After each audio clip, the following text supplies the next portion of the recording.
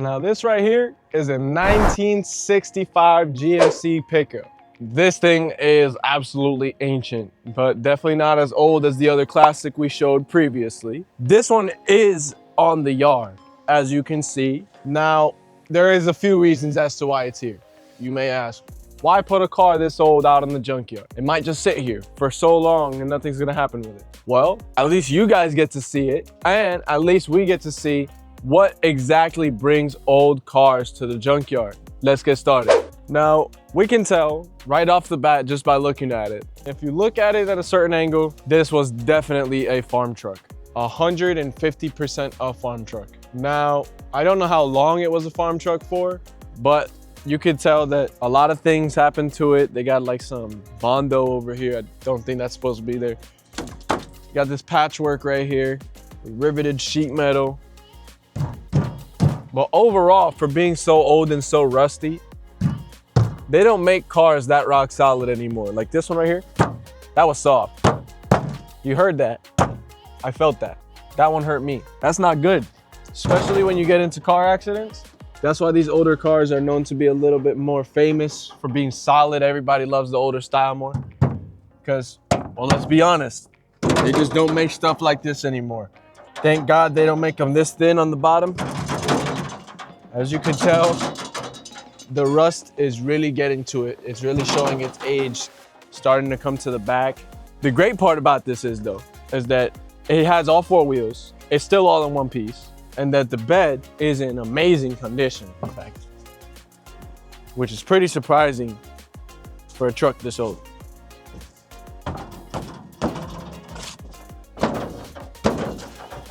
As you can see, it held up pretty good for being so old. It's not 80 years old by any means, but it is very old, especially to be in the junkyard around all the vehicles around it. Like this one right here, this is a Buick Lucerne. I don't know how old it is, but it's definitely not that old. It's amazing to see something like this around all these other vehicles, and you think, wow, this is where we started, and then that's where we finished, and that's where we're at. This is the muffler from this truck.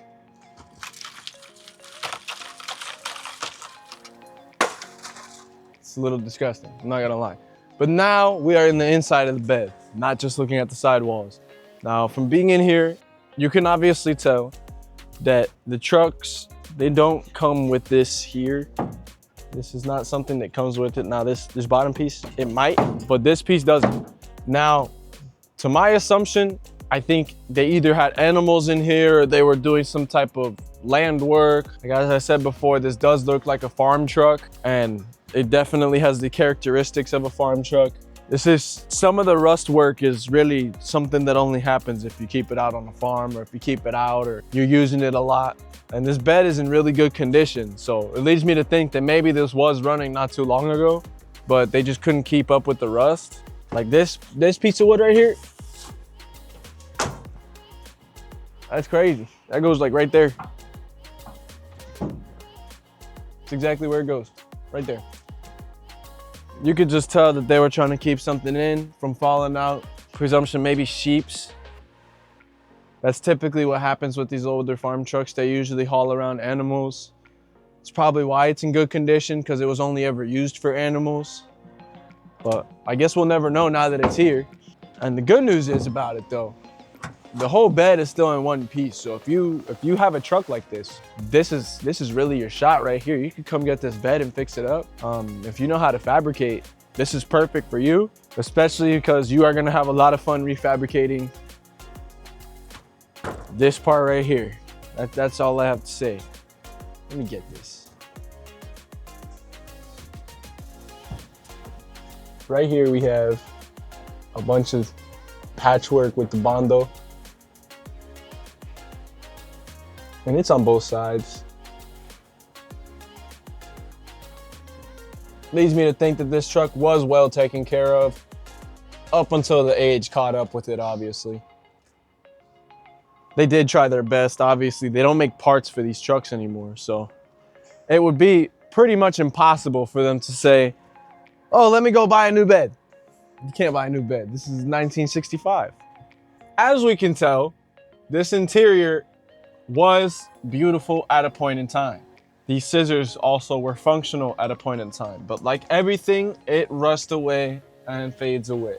You can tell just right here, this dash was as nice as it got, especially in the trucks. GMC is always known for making beautiful working class and non-working, just luxury trucks. Now, would I call this luxury for its age? Oh, absolutely.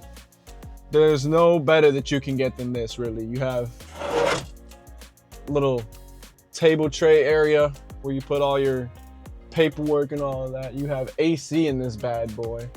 This was a diesel, so that is pretty cool to know that it was a diesel for 1965. I don't know what engine they put in it, but obviously it's a V8. Now, the seat, from the looks of it, it was blue and white and maybe black as well.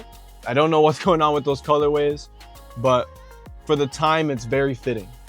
They used to use very, very bright colors in the interiors, exteriors, so it brings me to think that maybe this truck was white with like a blue interior. This right here, oh, nice. Hey, if you got a 1965 GMC truck, come get these windows. They're in excellent condition, man. You ain't gonna find nothing much like this outside, really. They don't make cars like this, and they never will. And the reason why is we need airbags. In my opinion, if you ask me, we can just slap a Tesla body on this and drive it away. But it's not up to me. I wanna know what you guys think about this old truck. How does it make you feel? What do you guys think the story behind it is? You think it was used for farm? Think it was used maybe for like landscaping or even hauling around concrete? I wanna know all the ideas that pop into your head.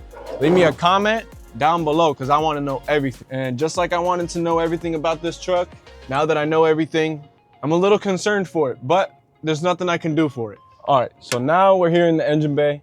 Now, I thought it was a V8 because usually these trucks come with V8. Most of them did come with V8, but seeing that there's a def gauge and a diesel oil life gauge in there, it leads me to think that this is a V6 diesel. As we can see right here, it is carbureted. Now, the engine really shows a lot of where its age is at because the engine alone will show you everything. This engine was clearly taken care of. You can tell that it does have 60 years of age, I wanna say. I don't wanna put an exact number on it. That alternator right there, you don't really see them like that anymore, really. Now, the bracket alone, really, you don't see anything like this anymore. You're not gonna see stuff like this within new cars. Like hoses that go straight into your dash.